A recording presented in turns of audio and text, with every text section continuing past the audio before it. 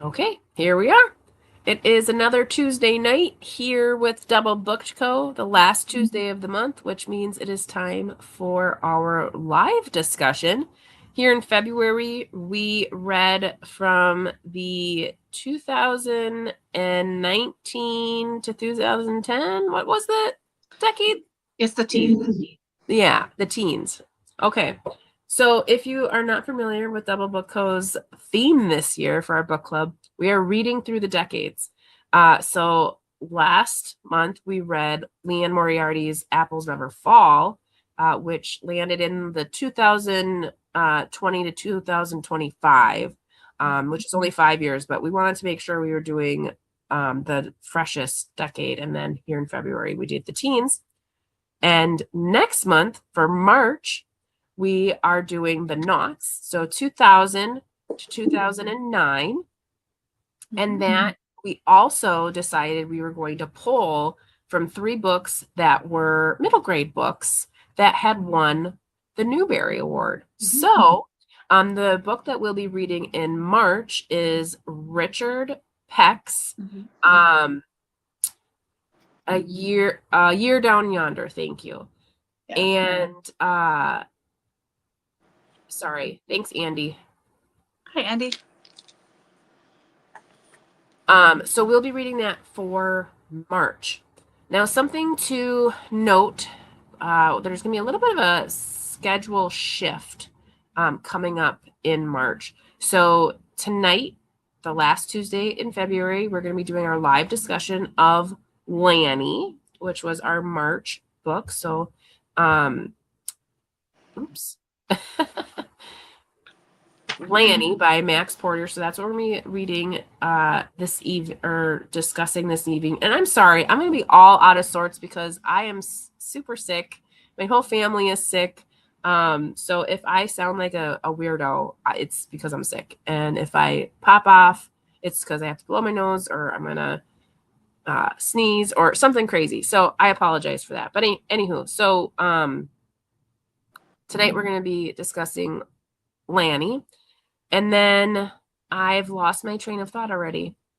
We were just saying for March, we won't be having the last meeting because Dad will be out of town.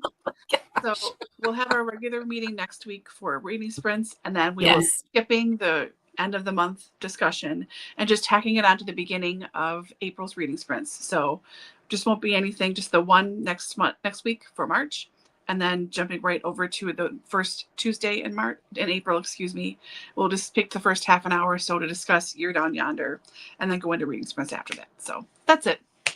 Thank you, Laura. Yes. So no March live discussion. It's just going to be shifted to the next week in our reading sprints for April. So instead of rescheduling, because I'm going to be out of town, so instead of rescheduling the whole thing, we just shifted it 1 week. And it'll work out just fine. So yes, hi, Andy. Hi, Andy. And thank you. I always forget about that ticker tape banner, and it always is like running, and then I forget about it. So thank you for mentioning that. Okay, so for this evening, we have our book, Lanny, which on all of our ads, I had a different cover. And I like this one so much more. I didn't realize that there was a different cover until I got the book from my library system. And I was like, oh my, I really like this cover a lot more than the cover that I got from Goodreads. Yeah. I love that you can see Papa Toothwort's face. And yeah, I really I think this one just is so much more a part of the story. Yeah. Than the other one. So that's something there. So as we get into each book when we discuss, we always start with our ratings. So let's get that out of the way first.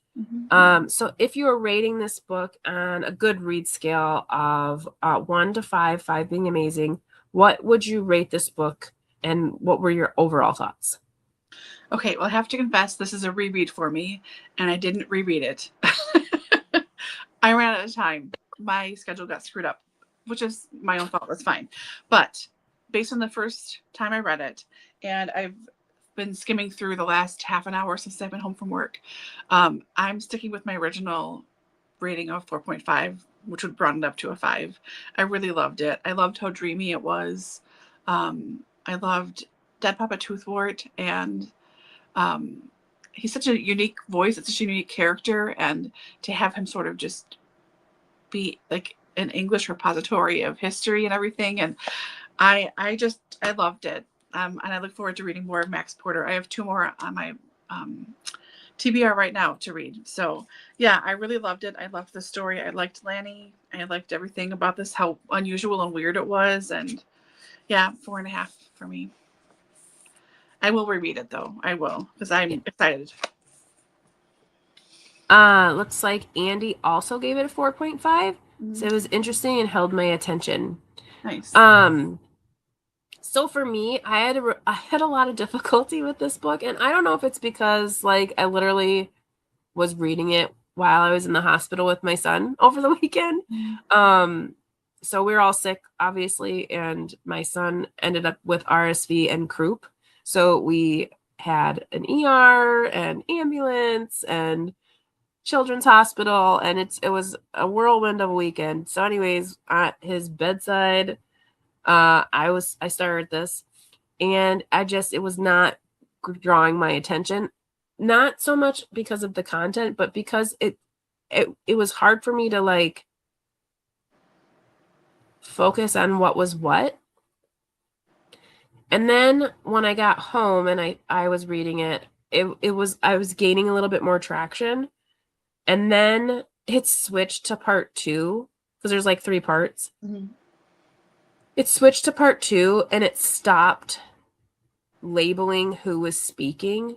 And then I was like, oh my God, I am so lost. Like, it's all fragments of this village, which, don't get me wrong, I totally get it. I get where this author is going. I get the concept. This is new. This is different. This is not like your traditional novel where, you have this very nice linear path. I get why it's written this way, but it was so frustrating to me because I just want to read this book. And I feel like I have to sit here and analyze and like try to puzzle together who's speaking and like what's important. And so it was getting really frustrating for me. And I think I was more frustrated because I was enjoying so much about certain aspects of it. Like, I really liked the folklore part with the Papa, I can't even remember her name. Yeah, I like the very first time you meet him, I was like, what am I reading? I don't understand this at all. But as it kept going, I was like, okay, I get this now. Okay. And that I would really like that. And I loved how like I'm totally okay with all this stuff, like falling off the page, like that to me, because it's just things that you're like, so it makes sense. So I really liked that. I loved Lanny. That kid, I was just like enamored by that child. So there's so many things that I really, really enjoyed. So that was why I was more frustrated with the fact that like I just could not just read the story. I felt like I was constantly trying to figure out what the heck was going on, because there's no punctuation for dialogue. There's no like who's speaking.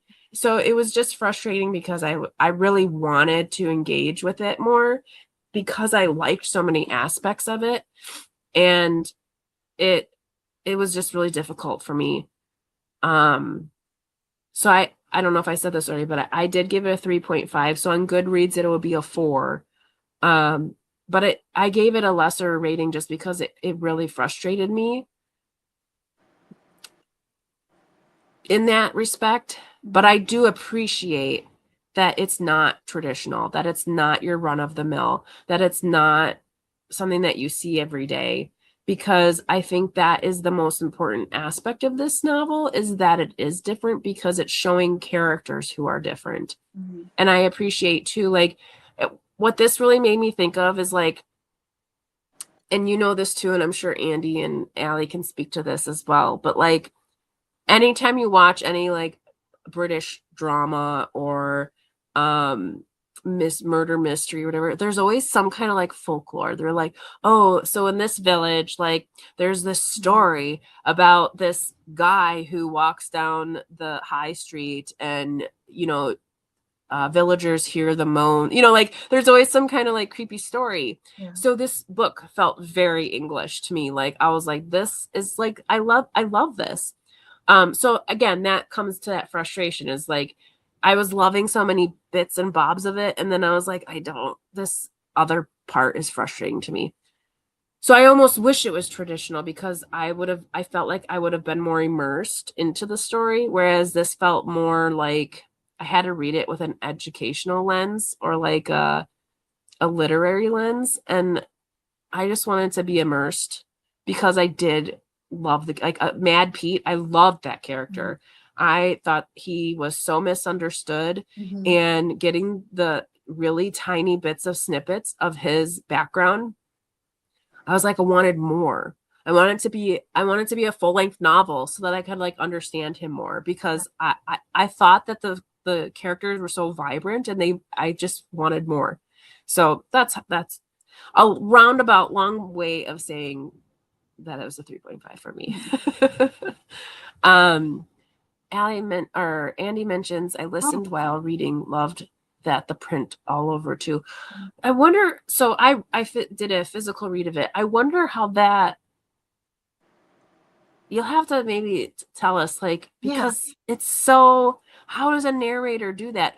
I saw something online once where a lot of some middle grade books, they're not, there's not just words, there'll be like pictures and stuff, and there is this young narrator and he's like, how do I narrate this? Like there's like a box over here, and then like, what do you read first? I know the only time that I've like heard things like that is I've read some of Brandon Sanderson's where he'll have pictures or like pictures in the books. It'll say like illustration, and then it'll describe the illustration. I have never heard that in a book before, and I know I've read books that have illustrations in them, and it's just, you just go to the next page.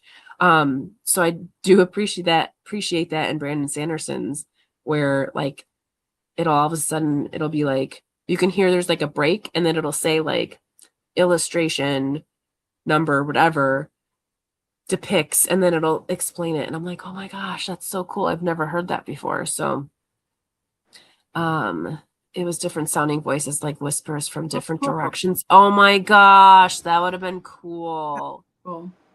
Maybe I should try to find an audio file of this and reread it and see how it affects my liking of the book. Maybe wait till you're better, so you've got your brain. Yeah. No, I won't do it right away. I'll wait until I have a different. Yeah. I recently reread a book that I really liked, but I reread it via audio, and I freaking hated the audiobook. And I was like, oh my gosh, if I would have read this first as an audiobook, I would have been like, this is 2 stars. As opposed to my 4.5 stars of reading it physically. Well, yeah, that's definitely, I'm gonna have to find that, because that's probably pretty cool. Yeah. Okay, so first impressions. We just talked about this. Did the structure make the story feel more immersive, or was it distancing for you? For me, it was much more immersive, because I've said this so many times before, and I apologize. Like, I just sort of hop on the train that is the book, and I let it take me where it's going to take me. So if it's going to be unusual with structure and be more immersive and unclear about who's speaking and what's happening, I was just all here for all of that. Like, I just was with it. I loved it. Yeah, I really enjoyed it. And so here is a copy of Grief is with Feathers, which is, I think, his first or second book. I think his first book. And it got such huge acclaim. It's also a shorty. It is 114 pages. And it's sort of a similar layout. Like, I hope I'm not spoiling anything for anybody. Not that anyone's going to do this, but, it's unusual. It's not straightforward for Yeah. So that's kind of his thing, which I think is pretty cool because it is unusual.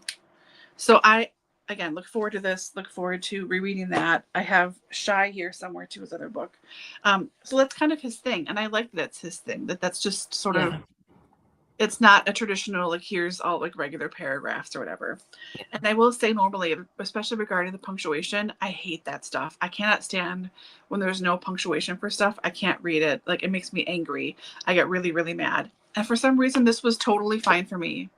And I Yeah. don't know why that is. If it's because it's of the structure or what, but that didn't bother me at all. I just was in it, you know, just Well, and I think the difference here too is it is the majority of it is dialogue. It's all spoken. And I think that's the point too. Like, so there's not a lot that is meant to not be spoken. So to have no punctuation at all, I guess you could make a case for that. And I'm not knocking his style because it is a style, Mhm. and we shouldn't be stuck in a rut of everyone writes the same way, everyone follows a path of the same structure and whatever. It just didn't hit me. It just didn't. I had a hard time with it. Yeah. Not to say that I wouldn't change this. Like I wouldn't. It's just I would have liked to had more with the characters. And I felt like I was okay when he was labeling like whose section it was, but then when you pop into that second part, I was like, oh God, here we go. I have no idea. And sometimes you could tell who was talking because like you really got to know Robert, Jolie, Pete. Mhm. So you knew. And that Peggy, oh my Oh, gosh. yeah. The part where she explains that she died and she just her corpse Yeah. this holds onto the fence for like 15 minutes and people like talk to her and stuff. Mm-hmm. That was good. That was good. Mm-hmm. I liked that. That was funny. In a morbid way. But yeah, so for me, I couldn't I sometimes found myself like do I even care to read some of this because it doesn't matter. You know, because I didn't even know who was talking. It didn't matter. And I know that the village itself, and I'm getting ahead of myself of these questions, but I know the village itself acts as a character, which is the importance of having those bits. Mm-hmm. But yeah, I think just maybe I'm just not in the right headspace for this kind of book. But anywho, what or who do you think Dead Papa Toothwort represents? Do you read him as something literal, symbolic, psychological, or all of the above? I think he's kind of everything, you know, symbolic, but also literal too, because he can reach out to Lanny and, pardon me, he takes Lanny, you know, like it's not, I don't know. Yeah, I think he's sort of everything and nothing, if that makes any kind of sense. But he's just there. He's part of that part of the world. He's just exists there. And Yeah. he's real for those of them, for those people who are able or willing or whatever to Mm-hmm. see him or connect with him or whatever. Like he is real. But then he's not real for the majority of people, Mm-hmm. especially like the last couple of hundred years, certainly, you know. Yeah. So yeah, I think he's literal, symbolic, psychological, all of it, nothing, As you know. as a reader, whenever I read anything that has magical realism in it, Mm-hmm. I just go all the way. I go, okay, Yeah. it's real. Mm-hmm. I don't play the game of like, well, I don't know, or if we're gonna figure it out. No, I go straight for it. I'm like, yep, okay. If you introduce anything that's meant to be somewhat magical, I take it for what it is. It's magic. And as we learn more about him and learn more about what others know about him, it felt like how people feel about like Santa Claus. If you believe in Santa Claus, Santa Claus is real. If you don't believe in Santa Claus, then Santa Claus isn't real. So that's how I felt about this, because in the moment where Lanny knows it's the end, like he's going to die in this hole, he reaches out to Papa Toothwort and basically asks for help, like, and he gets help, you know. And it's written later, like, oh, you know, he tells everyone else, oh, I survived because I had a rucksack full of snacks, which is the logical explanation. But I really loved that it was, if you believe in me, you know. And I was, when I was reading, I was like, are we meant to have like some kind of religious kind of thing here too, like faith and that? But I don't know. It felt more like a folklore story than more religious undertones. So I liked that. I liked the slithering, the sneaking around. There were some parts where I was like, ew, like when he's drinking the bathwater and the poo, and I was like, okay, I'm kind of over it. We can move on to something else. Like this is just weird. But I think that like and the thing too is like I don't imagine this here. Like I don't imagine that kind of magic, you know, or fantasy here. Totally makes sense in an English village because it's so much more quiet and old, ancient, and the history is so much more it like seeps into the roots. Like it really, I really did like that aspect of it, of having that idea of century old stories beneath the surface just rotting away. There is this meme. It's been around for a long time. It's pretty old. I don't know if you know it or not, but it's a meme about England. Like it's like the 1600s or something. It's like olden days. It's not specific. It doesn't matter. But it's a while ago, and it's like, all right, family, I'm getting married now at the old age of 14. I'm moving to the next village. I'm around half away. I'll never see you again. Goodbye. Like, you know. Like, that's how like it seems so like everything is a little like pinpoint and nothing escapes the pinpoint. Like this is this little town, this village, and no one ever really leaves, and if you do, you never come back again. But it goes to this next village that's like really close together but like super like concentrated, very isolated almost, even though everything is close together, especially compared to the States. But it just sort of reminded me of that joke too, because yeah, it would be there, and of course it exists in this little town that would be there. It'd be different here. I mean, first of all, it would be Native American, I would assume, if we had the same kind of magic. But the tribes that were here had much bigger sections. You know, it was miles and miles and miles were their areas where like they roamed around. So it wasn't like this little tiny village that's like 2 miles square, not even probably, and then that's it. And then there's the next one that's separate. You know, it's all this. It's too broad here. You know. Yeah. So yeah, it is. It just really. It's just a very, very English story for sure. Yeah. Yeah. And I tried to look this up to see if this was like an existing form of folklore, and I didn't find anything. And maybe that was just I didn't search deep enough, but all I could find was it was referring to this book. So I'm assuming this is something that he's made for his book here. So let's switch over and talk a little bit about Lanny. How did you interpret Lanny as a character? Was he oh my gosh, can't talk. Outer worldly or simply imaginative and sensitive? I always thought he was just a sensitive kid, and maybe that's because I was a sensitive kid and I'm a sensitive adult. But you know, you're kind of odd, you're quiet, you kind of keep to yourself. You have some friends, but like you have a rich inner life, you know.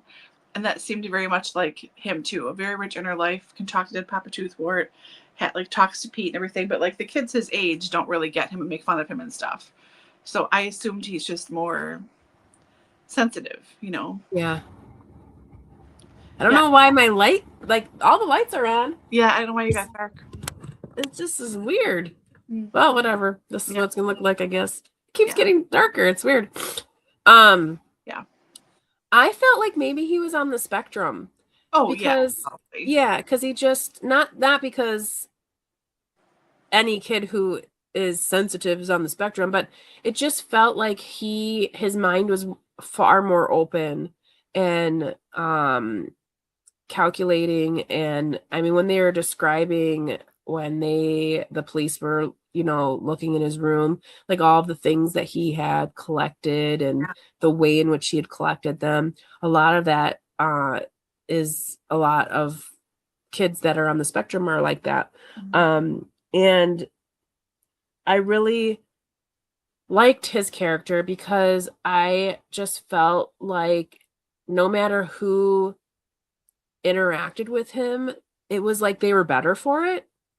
Because that's his dad, I think that was whatever. But like when they would get the stuff back from the school and like, oh yeah, he's just a light and he knows what to say and he makes people feel at ease. And I just was like, wow, what an amazing kid. Like, and so when you get into that second part and you realize what's happening, you're like, wait a minute. Where's this story going? Where is this story going? Because I'm telling you right now, if this kid ends up dead, I am pissed. So, and of course, like everything that happened thereafter, like with Pete and just the total like assumption that he would have done something, and what a weird, and like why would they be friend, like why would he be with this kid anyways, and he gets assaulted and his house gets all messed up. I'm just like, that's exactly what would happen. That's exactly what would happen. And I'm not saying that you should not be cautious about adult and child relationships. Absolutely. Absolutely. But in this instance, it felt like there was the accusation before the even understanding that this guy had an ironclad alibi, Right. from the point of which this kid left for school to the moment they picked this guy up. Like, I don't, so it really, and I know like the innocent until proven guilty, which is here in America. I'm not quite sure what their mantra is.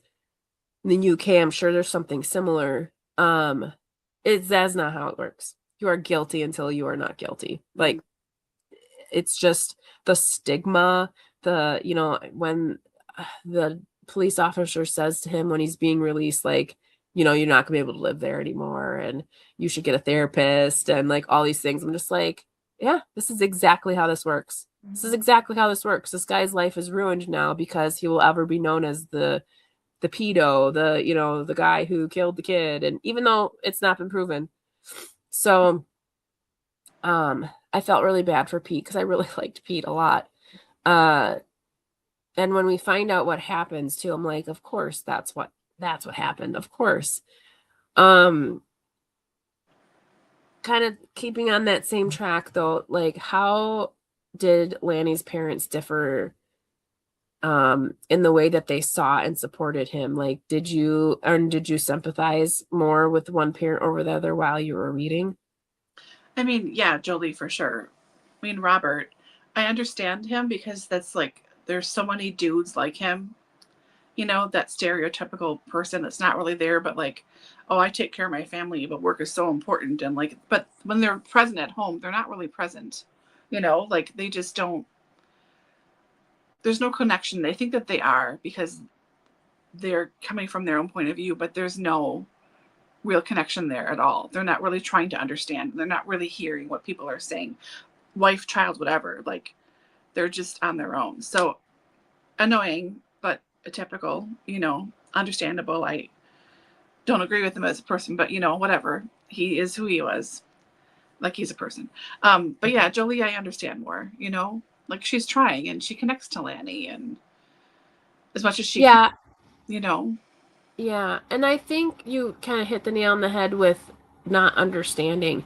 So like Robert, I think he really was a really good personification of what a lot of parents are like with kids that have different abilities, is that they just don't understand it.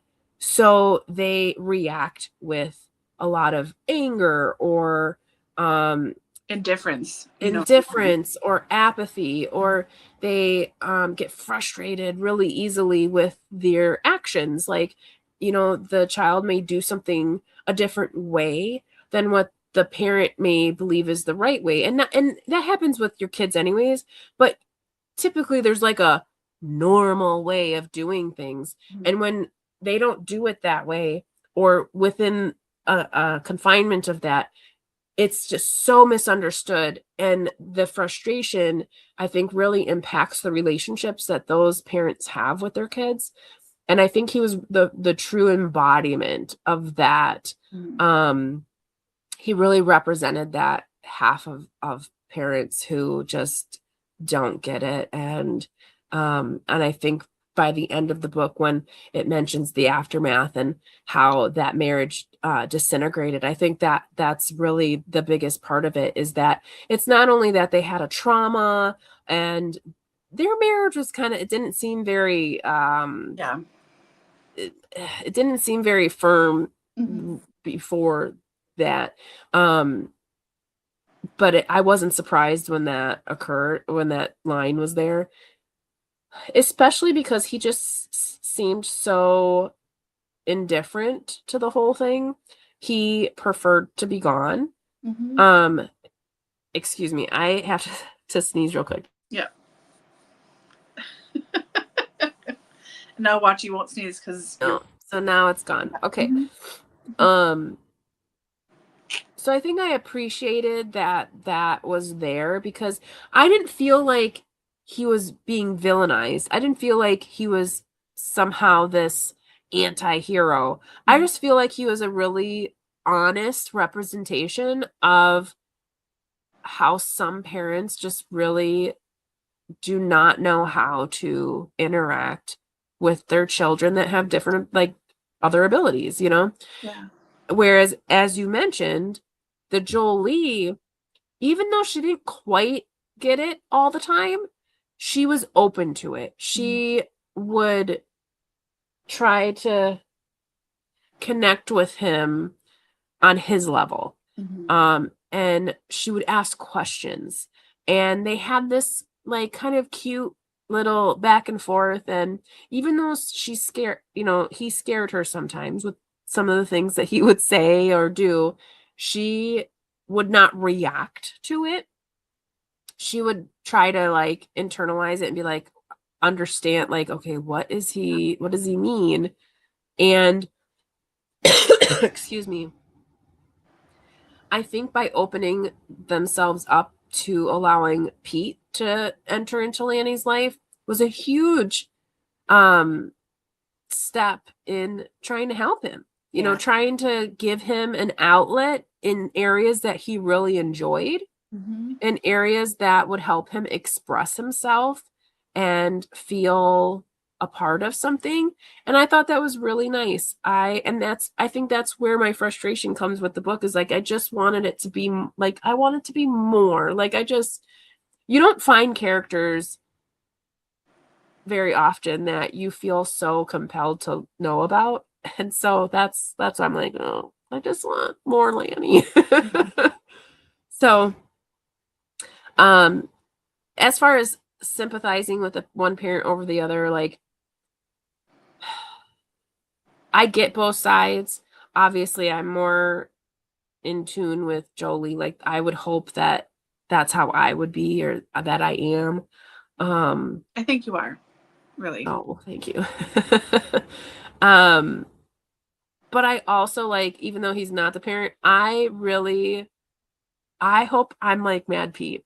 Like, honestly, he was so like, oh, you want to do that? You do that. That sounds cool. Like, and that to me, I guess, like, as a parent, can you be that open? Can you be that, like, non-restrictive? Like, he's like that older, that uncle that's like, hey, you want to go get some cigarettes? Like, and we see that at the end of the book where they're like drinking beers in the woods, drawing trees, so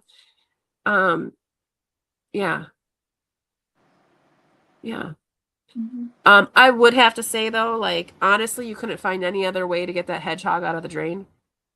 Yeah, Like, so you mentioned that earlier. I forgot the hedgehog. I was like, Okay. Jolie, Mm-hmm. Jolie, you have got to be kidding me. There was no other way. Mm-hmm. No other way. I was so distraught. I had to put the book down. I was like, you've got to be kidding. And a hedgehog. Of all the rodents, Right. of all the rodents you could have picked to be caught in that dream, couldn't it have been a rat? No. Because I feel like I would have been a little bit like, it's a rat. Which it's still messed up. Yeah. Still messed up. Yeah. I very much enjoy Ratatouille, so like I'd probably feel bad. But a hedgehog? I mean, if you've ever seen a hedgehog, I mean, they're the cutest things I've ever seen in my life. Yeah. Mm-hmm. I feel like she was like enacting one of her scenes from her books. Like, what is going on? Yeah. But yeah, that was messed up. And then later, Robert refers to like hearing hedgehogs. I was like, you didn't hear the one you could have saved. Mm-hmm. So, okay. So kind of alluding to the ending, but how did you interpret the ending? Did you find it was hopeful, ambiguous, unsettling? Did the resolution feel earned to you? I think so. I don't remember details again, having not reread it, but flipping through and rereading a summary and reading like bits again. I remember like I enjoyed the ending and I thought, okay, I felt settled for the most part. Like everything made sense. I was really relieved that the marriage didn't work out because I thought if this is going to keep going, I'm going to lose my mind. Like this is not a tenable relationship for either one of them, let alone the unit, let alone Lanny. You know, I mean, it just like, no, mismatch, which is fine. Happens all the time. No big deal. Get divorced. Move on. Yeah, I think everything felt fine. But again, I don't remember details. But I remember feeling like, this is fine. What did you think? Well, I thought that the way in which they find out where Lanny is was so outerworldly. Like, I was just like, okay, so we're straight up. This is magic is real. When she just like wakes up in the woods, you mean that part? Well, because they're like her, Robert, and Pete get invitations to the town hall, Yeah. Mm-hmm. and Papa Toothwort does this whole production, basically. Testing him, sort of. Yeah, kind of. And Robert fails, which we all knew he was gonna fail. Yeah. Like when he was seeing Lanny all grown up and like in a suit, and as soon as he said he was in a suit, I was like, oh God, say no. Say no.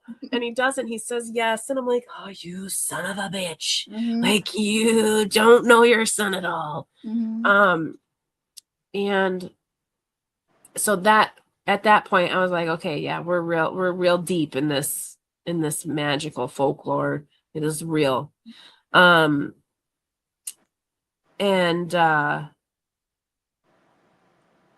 when they find him, and it basically like the next page, it like in one page just describes, well, this is how everything ends up.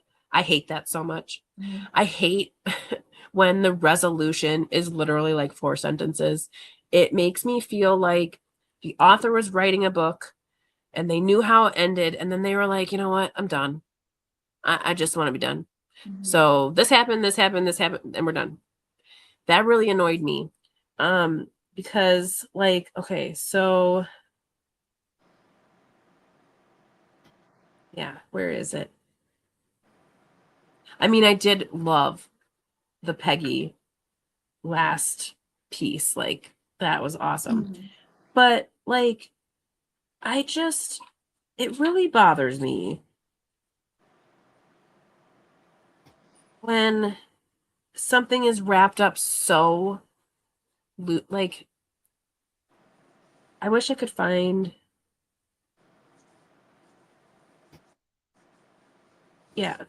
So I'm just going to read this because literally it's like a sentence long. So it's the like very last page basically, and it's titled as Peggy. So we've not had a titled portion until this. past that first part. Mhm. And it goes, and she's like, I died the summer after Lanny was found. And she talks about that. And then it says, there is a gentler breath up there, a different depth to the wind when it passes. The very presence of the boy changed the place. His songs left something up there. He goes by another first name now. When asked, he tells a simple story. He fell, he slept, and he was scared. He survived because of a rucksack of snacks. So that's where it dissolves the theory that it's folklore and there's magical man and it's the logical reason of why he survived, right? He knows people were cheated of the story they expected or wanted. He knows that when he was found alive, he became a walking reprimand. The posters and leaflets were recycled. The police went away. The liaison officer got promoted. Robert and Jolie's marriage disintegrated. Peter Blythe stopped showing new work. Lanny is taller and hairier now. He moves more slowly, asks fewer questions, and thinks straighter about man and nature. He huddles behind the bus shelter, smoking and laughing with his friends. He has tried to lose the memory of dead Papa Toothwort. Like the last speaker of any language, he has had to forget in order to survive, but some knowledge of it lives in his marrow. I could go on, but watch. And then it just like, it continues to show like how that in the woods, Peter's up there and then Lanny ends up going up there with the beer or whatever. But like literally, that was one paragraph where in one sentence it goes, everyone left, Robert and Jolie don't have a marriage anymore, Peter stopped his work, Lanny got taller, and that's the end. Mm-hmm. That's what happened to everybody. In one paragraph, which is, 2 sentences long? That kind of stuff pisses me off. Mm-hmm. I know some people like it because it's quick, it's easy, it's whatever, but I feel like we just read an entire story where it was all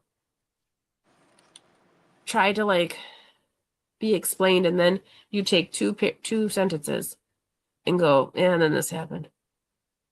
And I get like, so the part where it says he huddles behind the bus shelter, smoking and laughing with his friends, that is something that Pete had said, like, that's the future he sees for him. He sees him being one of those things where Pete walks by, he sees Lanny, they exchange a kind of like knowing glance, like, yeah, like we're good, but we don't really engage like we used to, because the point of all that is we all grow up, right? We all come out of this, fantastical mindset. Our imaginations are there, but they're not in the forefront. Like children, they go around and their imaginations is what fuels them.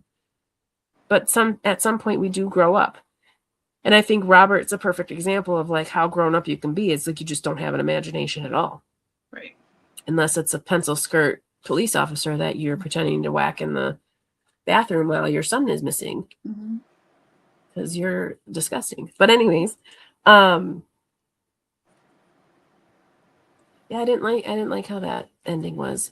I didn't feel like it was ambiguous. I felt it was pretty clear. Yeah. But I didn't like it.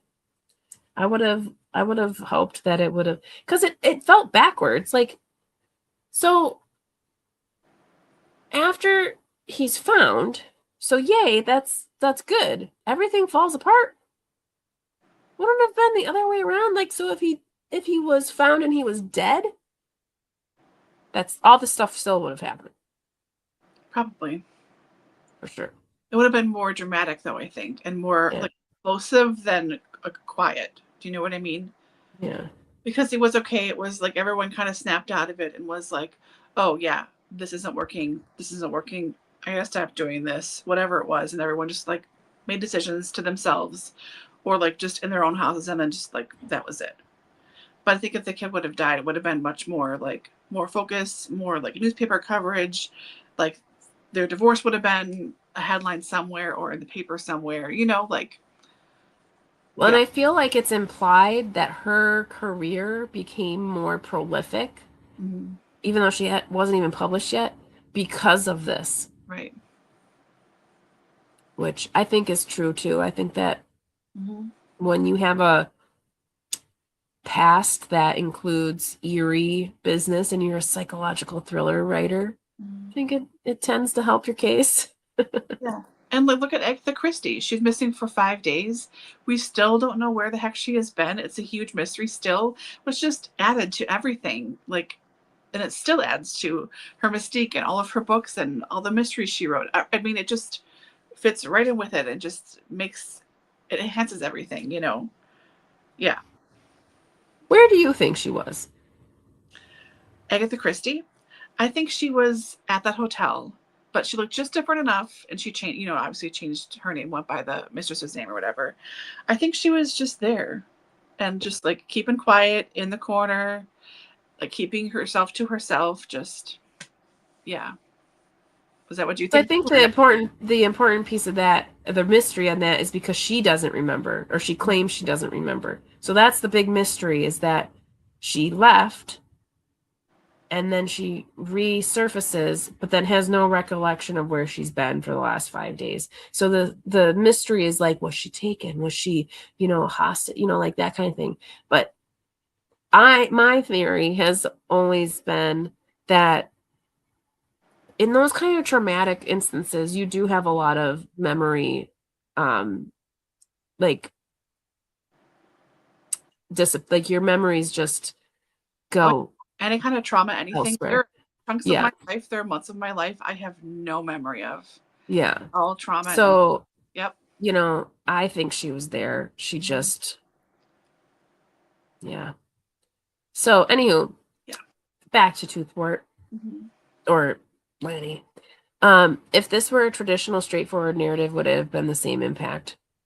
I I'll don't. be the first to say no. Yeah. I would have liked it traditional just because I wanted more of the characters, but I wouldn't have this book any other way, because it wouldn't be the impactful book it is if it was traditionally written. If it was traditionally written, it would have just been any other story, any run-of-the-mill story, I'm sure.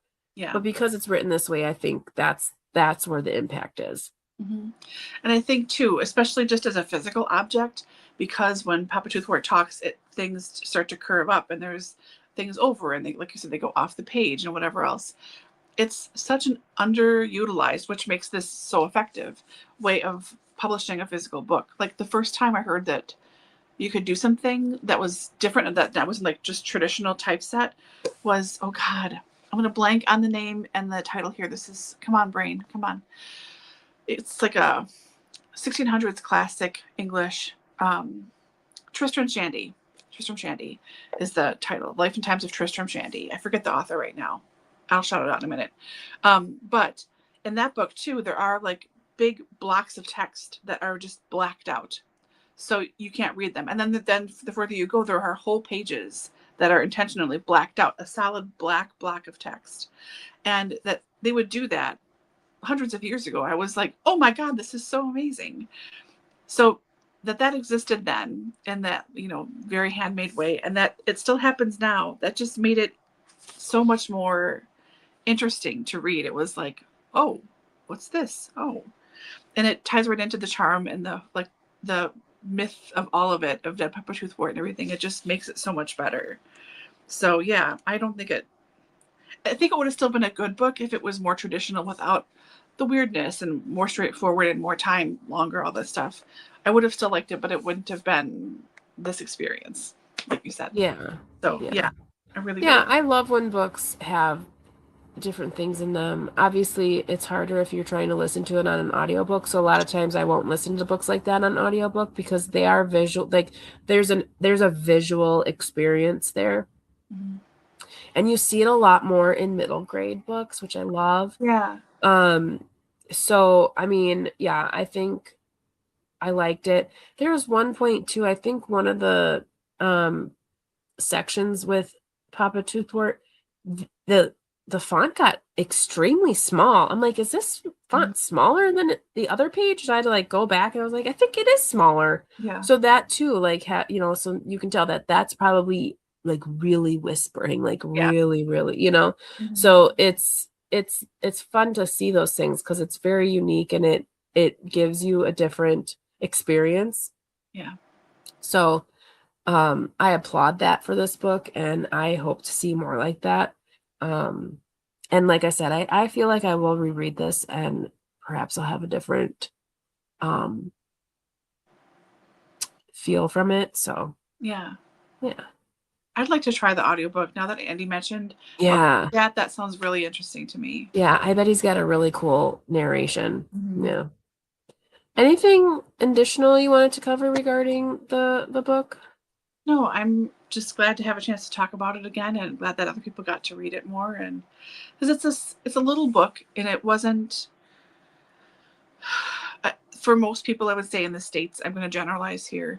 They don't know what the Booker Prize is. That's not an American prize. Not that Right. they care about American things, but you know, unless you're in the Booker circles, you don't really know what a book Right. is. So this was really it's a British story that's more international for us, for an international prize, which maybe not everybody catches on. So I'm glad this was a little bit of extra something where like just a few more of us here in America could read this and see what it's like, and something a little bit different, you know.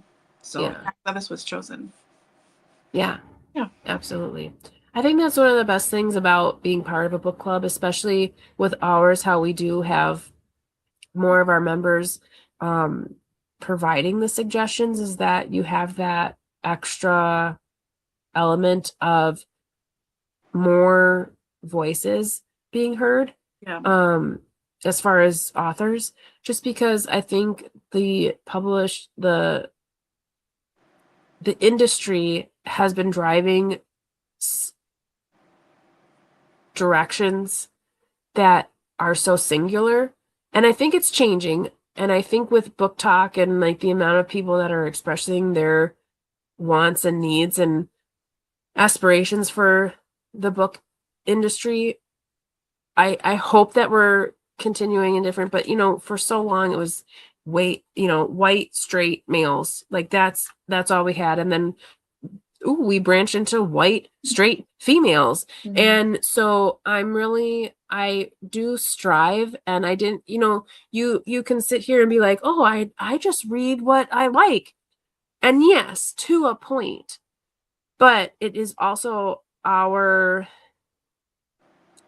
I don't want to say the word obligation, but it kind of is to search, to look, to advance our minds by reading outside of our comfort zone and read more diversely in people's experiences in life. So being part of a book club, it's so nice to be able to have that opportunity. And I'm not saying that we've done, 100, we read from everywhere, Right. but we're trying.